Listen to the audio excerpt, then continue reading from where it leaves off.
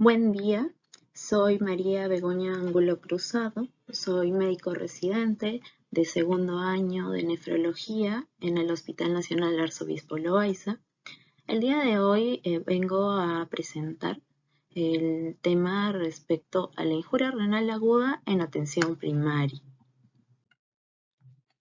¿Cuál es la importancia de este tema? Es que la injuria renal aguda es un síndrome que suele acompañar a diversas patologías. Va a surgir como complicación de diferentes cuadros y es un trastorno de verdad frecuente con importancia a nivel mundial. ¿Por qué? Porque es prevenible, es manejable y reversible en una gran proporción de casos. Se ha estimado que ocurre alrededor del mundo en 13.3 millones de personas, de los cuales 85% pertenecen a países de bajo y medio ingreso, y contribuye a la mortalidad en gran proporción con 1.7 millones de muertes anuales. Y la resolución del cuadro va a depender de identificarlo y manejarlo oportunamente. Sobre todo va a recaer la importancia en el primer contacto con los servicios de salud, que se da en muchos de nuestros pacientes a través de la atención primaria. Por tanto, con esta charla, ¿qué objetivos tenemos? Es conocer los conceptos relacionados a la injuria renal aguda, lo que va a permitir un diagnóstico y manejo oportunos, y también comprender la importancia de la injuria renal aguda y su impacto en la salud de la población, así como también brindar las herramientas para la identificación oportuna de este cuadro. Por tanto, ¿cómo se define la injuria renal aguda? Se define como una disminución abrupta de la función renal, dada por un aumento de la creatinina, disminución de la diuresis. ¿En cuánto tiempo? En menos de 7 días. Exactamente de 48 horas hasta 7 días. ¿Cuál es quizá la limitación para el primer nivel? Que no se cuentan con laboratorios. Quizá en algunos casos los pacientes se irán a hacer a un laboratorio particular, pero no es así en la mayoría de los casos, donde muchas personas viven muy lejos donde ni siquiera hay un laboratorio. Pero va a ser una herramienta útil observar la diuresis. Un paciente que no orina, entonces ya nos vamos a preguntar qué está pasando. Se va a definir también como un aumento de los metabolitos de la urea. Va a haber una alteración del volumen extracelular, pacientes que retienen líquidos, pacientes edematosos. Y también se da el cuadro con trastornos ácido-base y trastornos hidroelectrolíticos. Respecto a lo que son las definiciones, conforme pasado el tiempo, estas han ido cambiando y también se han ido uniformizando.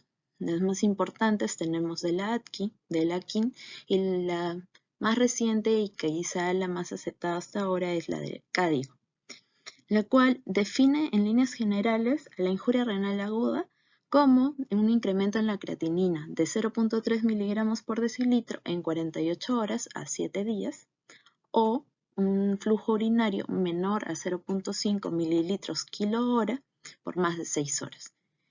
Y además la estadifica como una IRA CADIGO 1, CADIGO 2, CADIGO 3. CADIGO 1, donde hay un aumento de la creatinina de 0.3 o de 1.5 a 1.9 veces el basal, o una caída del flujo urinario, menos de 0.5 mililitros kilo hora en 6 a 12 horas. Un CADIGO 2 será cuando haya aumentado 2 a 2.9 veces o también haya caído el flujo urinario por debajo de 0.5 por 12 a 24 horas. Y están también el CADIGO 3 con un incremento en la creatinina de 0.3 a 4, donde encontremos una creatinina más de 4 miligramos por decilitro, ya podemos hablar de CADIGO 3 o si no sepamos el basal. O una caída en el flujo urinario menor a 0.3 miligramos, una caída en el flujo urinario por debajo de 0.3 mililitros por kilo por hora por más de 24 horas o que el paciente se encuentre en anuria. Tenemos también que definir lo referente a lo que es la AKI o IRA, la AKD o lo que es la enfermedad renal aguda y la enfermedad renal crónica, CKD. Hay que diferenciar bien estos conceptos. La IRA, que es un cuadro que se da entre 48 horas a 7 días, pasado este tiempo ya podemos hablar de una enfermedad renal aguda, que va a ir de 7 días hasta 3 meses, y pasados los 3 meses ya va a haber un daño establecido y estamos hablando de una enfermedad renal crónica. Entonces, si bien son cuadros diferentes, no significa que no puedan darse juntos. Podemos tener a un paciente con enfermedad renal crónica en un estadio 2, un estadio 3, y si se presenta algún cuadro descompensante, probablemente presente un cuadro agregado de injuria renal aguda. O un paciente que habiendo desarrollado enfermedad renal aguda, quizá tiene ya un aumento en creatinina de unos 2 meses y medio, un mes, y comienza a presentar un incremento nuevo de la creatinina, una caída del flujo urinario, podemos hablar que se sobreagregó una injuria renal aguda. Parece algo complejo, pero quizá en la práctica se pueda comprender mejor. Entonces, ¿cuál es la importancia de saber identificar y de poder manejarlo a tiempo? Que una injuria renal aguda, de acuerdo a su severidad, va a ser el paciente más propenso a, en el tiempo, desarrollar un cuadro crónico. Por ejemplo, una IRA CADIGO 1 es menos probable que una IRA CADIGO 3 a que presente en el tiempo o progrese a una enfermedad renal aguda o a una enfermedad renal crónica, mientras que un paciente con una IRA CADIGO 3 va a ser más propenso a presentarlo. Así también, si hay cuadros repetitivos de injuria renal aguda, también va a ser más propenso a ir a un cuadro crónico. Entonces, ¿qué va a ser importante cuando nosotros estemos identificando pacientes con este cuadro? Si bien esto está quizá más orientado, lo que propone la CADIGO, a el nivel hospitalario, algunas cosas pueden rescatarse para el nivel primario. ¿Qué nos dice? Se recomienda que los pacientes sean estratificados de acuerdo a sus susceptibilidades y exposiciones. ¿A qué llama susceptibilidades y exposiciones? A todas aquellas causas, etiologías de la injuria renal aguda, como pueden ser sepsis, un estado crítico, pérdidas por un shock, quemaduras, politraumatizados, cirugías mayores, cardíacas, deshidratación, la edad avanzada, el género femenino, tener ya de base una enfermedad renal crónica, algunas otras enfermedades crónicas, o también un cáncer, una anemia, o incluso, y también, por ejemplo, que no sería raro en una zona lejana, en una zona rural, por la exposición a animales ponzoñosos, también eso puede llevar a injuria renal aguda y es bueno poder identificarlo. Entonces, también debemos conocer y debe conocer el personal de salud de primer nivel de atención y de la atención primaria. Las causas a nivel general, porque así vas a saber manejarlo.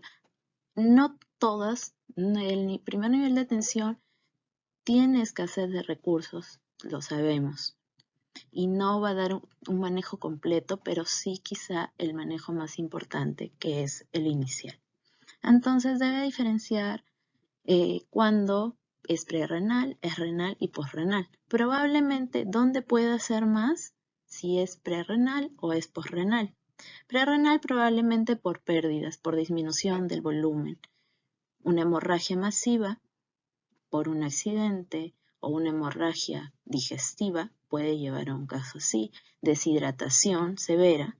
Están las causas renales, que ya estas van a necesitar un manejo, medidas para diagnóstico más especializadas y un manejo también más especializado.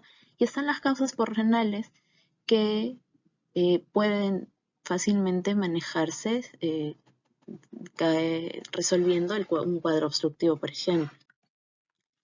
Entonces, ¿qué más nos dice el acádigo? ¿Cuál es el mejor tratamiento? Evitar que se produzca. Por eso es que plantea identificar las susceptibilidades, las exposiciones a las que puede verse enfrentado el paciente, entonces retirarlos. Si hay nefrotóxicos de por medio, no va a ser raro recibir a pacientes que en casa presentan frecuentemente una lumbalgia y ellos se automedican, se colocan antiinflamatorios, probablemente se pongan un corticoide, se pongan un AINE y se lo pongan frecuentemente porque no pueden controlar el dolor. Y entonces, lo primero que hay que hacer es suspender esos medicamentos. Asegurar el estado de volumen. Eso significa, si encuentro un paciente deshidratado, previamente he evaluado bien el estado de hidratación. Bueno, lo más fácil, lo que tengo a la mano ahí, es colocarle una vía periférica para poder brindarle, infundirle el volumen que necesite. Controlar la presión, y si es un paciente muy crítico de mucho riesgo, necesitará un monitoreo al pie de la cama.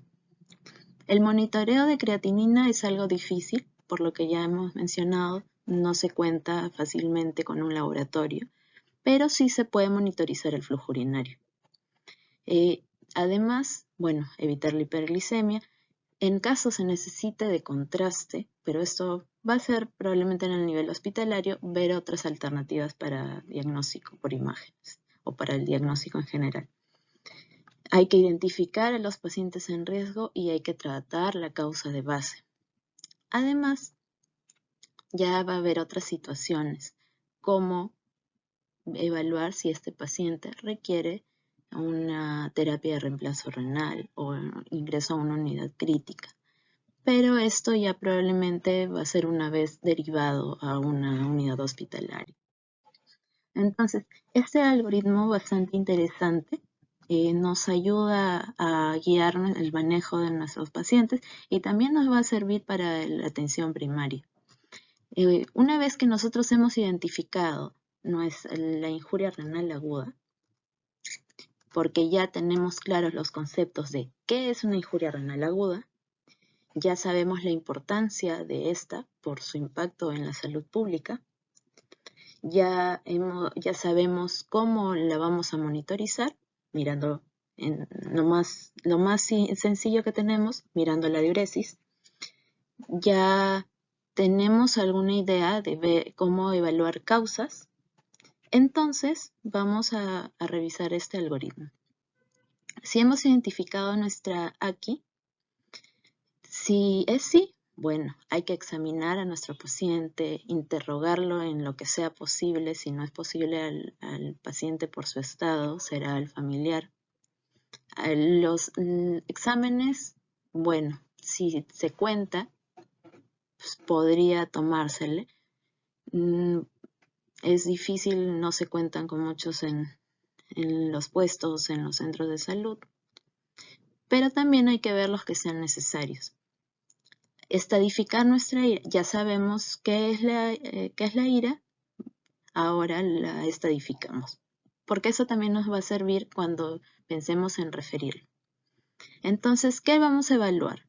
Si hay hipoperfusión renal. ¿Cómo? Hay que ver cómo está el estado de volumen. Si hay depresión de volumen, si hay un caso de falla cardíaca, de vasoconstricción renal. Si no ese es el caso, habrá que ver si hay una obstrucción. Aquí se propone la ecografía, pero no siempre vamos a tener un ecógrafo al lado, pero para eso está el examen clínico. Viene un paciente, no nos orina, está quizá algo edematizado porque no se suele acompañar de eso, y puede traer un examen de creatinina que está elevado, y examinamos y encontramos que la vejiga está distendida. Y si es posible colocarle una sonda, si la tenemos en la mano, pues no está de más intentarlo. Si ya no se lograra porque es muy severa la obstrucción, será buena la referencia para que se pueda manejar. Y si no ese es el caso, ya habrá que pensar en diagnósticos específicos y donde va a ser más necesaria la referencia. Entonces, ¿Qué es necesario para identificar a nuestro paciente o cuándo vamos a saber si lo referimos o no lo referimos? Porque esa es la gran duda a veces. Si ya identificamos a nuestro paciente que tiene ira, si tiene un estadio 2 o 3, tiene que ser referido porque necesita un estudio más profundo de la etiología sobre todo.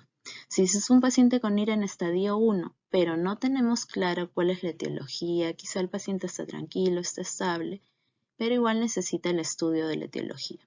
O puede tener enfermedades concomitantes, lo más probable es que tenga comorbilidades. Y si tiene una ira independientemente del estadio, pero no hay recursos como va a ser el caso de nuestra atención primaria, habrá que hacer la referencia. ¿Qué podemos hacer para el manejo? Tratar de considerar lo mínimo que se puede hacer y que se debería cumplir en nuestro primer nivel de atención. Primero, identificar la etiología de la ira siempre que sea posible. Si hay causas reversibles, por ejemplo hipotensión, tenemos un paciente con una hemorragia masiva.